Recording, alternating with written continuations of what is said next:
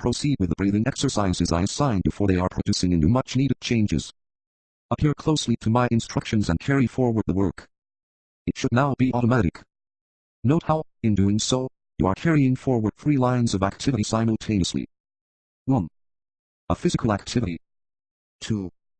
An imaginative activity which sees the above moving of energy in an ordered rhythm, and which visualizes it as being raised. 3.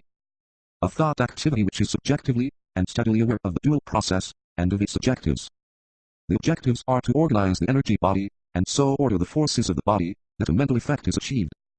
To all these, a 4th activity might be added, that of the observer, of the soul on its own plane, perceiving or looking on at the development of this triple functioning.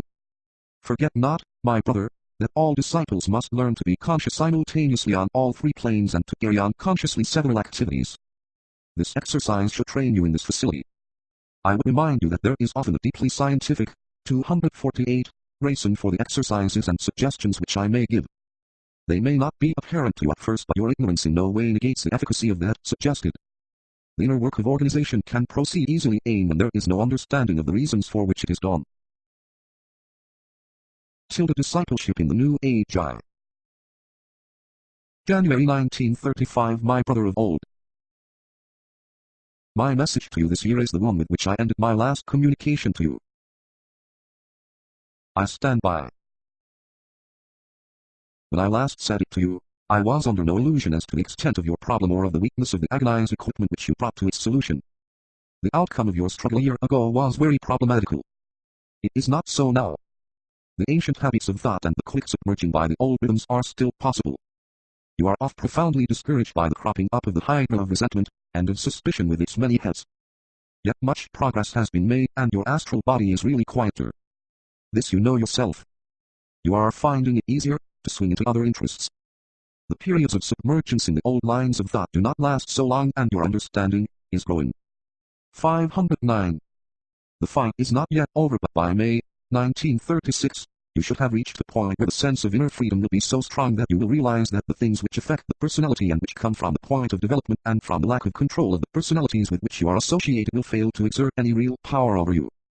You will be fast attaining the attitude of the observer, of the one who looks on, knowing himself to be the controlling soul.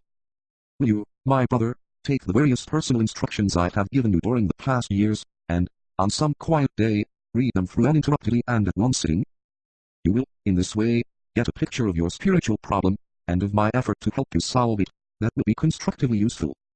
You will discover also, that there has been real growth on your part. Your problem is not this or that circumstance in your life. It is not concerned with the activity of this or that person. It is not tied up with your family life, your financial circumstances or your health. These are but the staging around which you struggle for liberation. These are but the opportunities offered by your soul which, when rightly used, will set you upon the path of initiation. Yes, that is what I said, my brother, upon the path of initiation, and not upon the path of discipleship.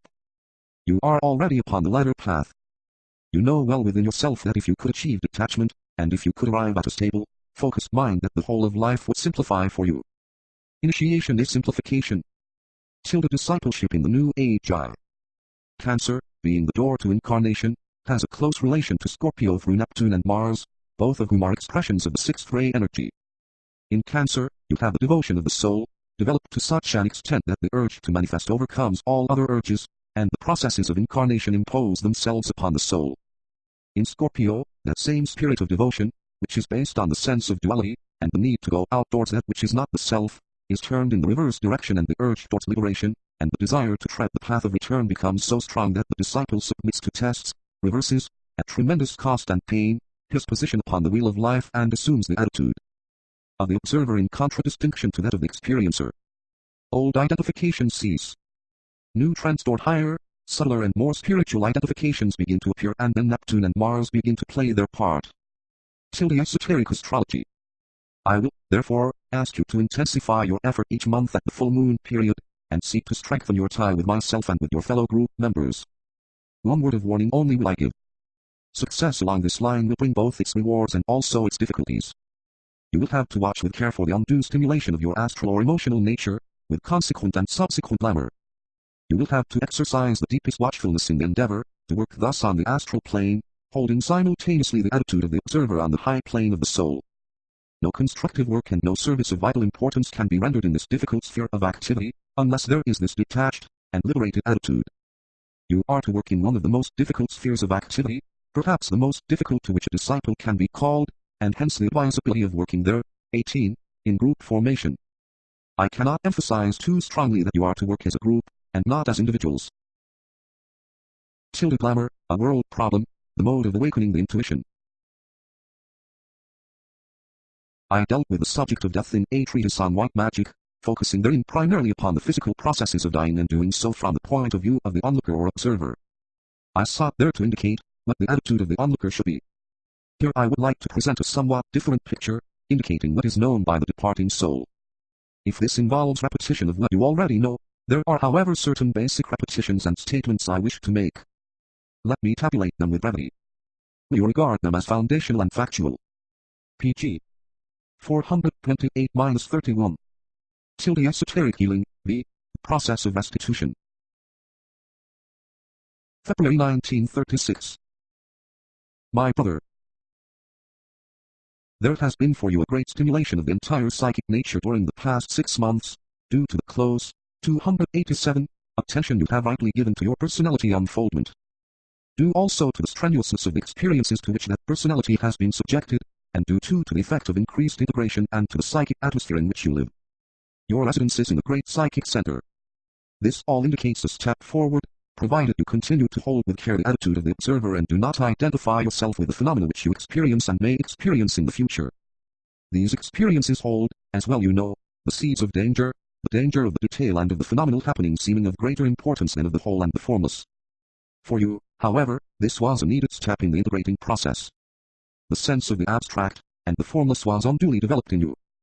You were the true mystic and the spiritual visionary, the idealist and the one whose imagination, love of beauty, and the sense of inner reality shut you away from the world of practical life, wherein, for those who have eyes to see and ears to hear, the mystic truth ever lurks in its fullness, the vision of color and harmony is ever to be found. And the ideal can be seen undergoing the process of materialization. The blending, merging and fusing of the subjective beauty and the outer beautiful reality is your daily task. Those who, like you, are intuitive, must train themselves to be interpreters. The task of the interpreter of reality and of beauty should increasingly drive you into organized and planned activity. Discipleship in the New Age. December 1934. In my last instruction to you, brother of old, I told you to stand as a tower of strength to your brothers. With your usual prompt acceptance of any suggestions which seem to you intellectually and intuitionally constructive, you have sought to do this. But, my brother, there has been too much of the tower in your attitude, and of the highly placed, and rather separate observer in the top of the tower. Perhaps my use of the word, tower, was to blame. Maybe my vision of you as a strong and steady helper, added to your innate isolation, swept you too far apart. The first-grade disciple loves isolation. It is for him the line of least resistance. He is, as you know, normally the one who stands alone. This is his strength and it is also his weakness. He glories in detachment, as you glory inwardly over your power, to adapt yourself to me, as the teacher assigned to you by your own master. You like the 626 facility with which you made the adjustment, did you not? Discipleship in the New Age. Ability to use the great invocation so that it may be effective can be developed if those who are working along the lines of true meditation can make a beginning by the right use of the sacred word, which does not require such a sustained effort in occult concentration.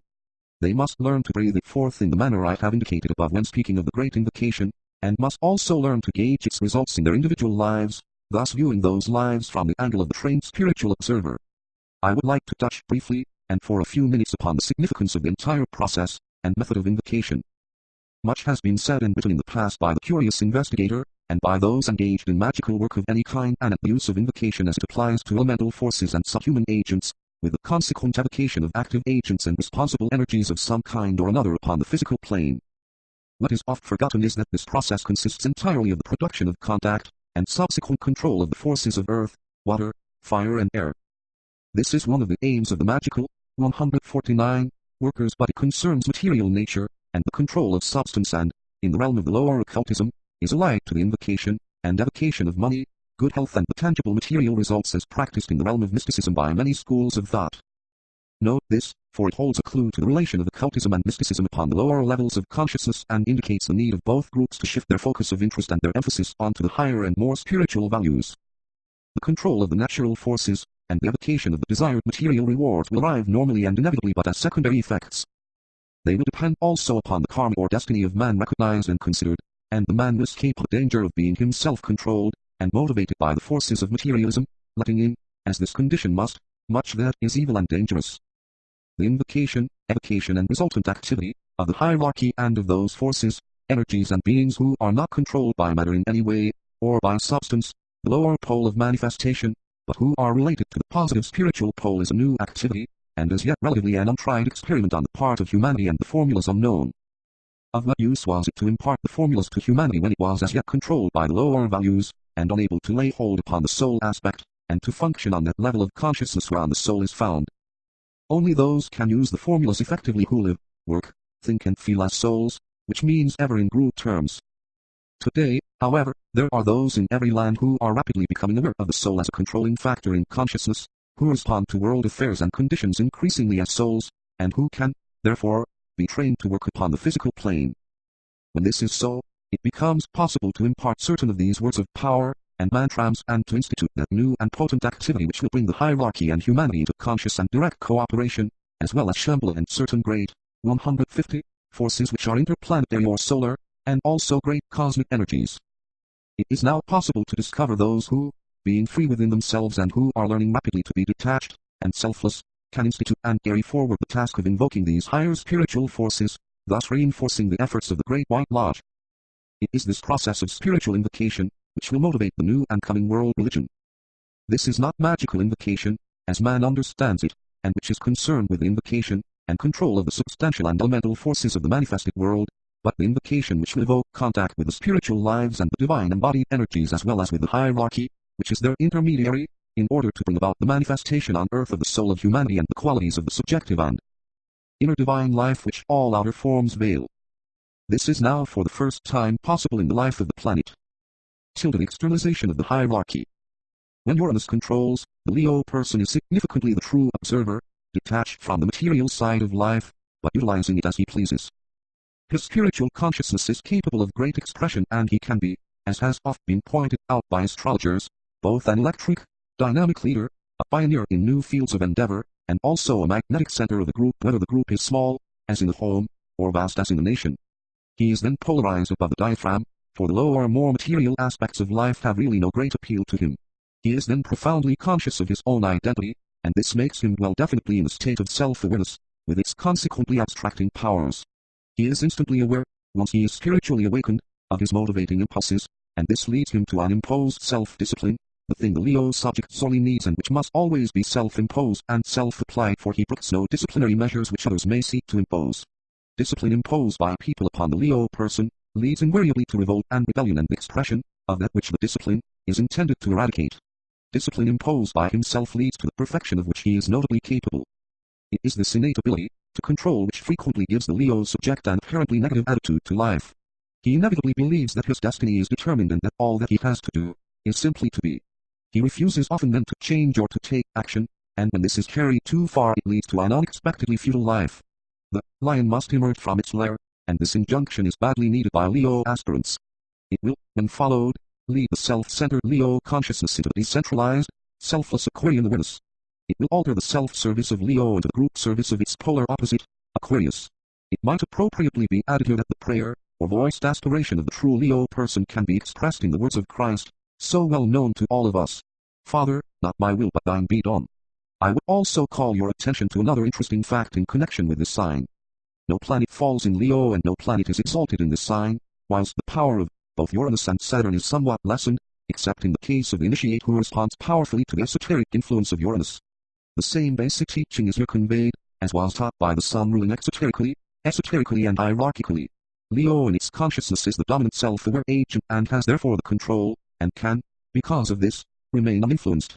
This fact will be increasingly understood, as the advanced Leo subject makes his appearance. He will be distinguished by his personal freedom from outside control.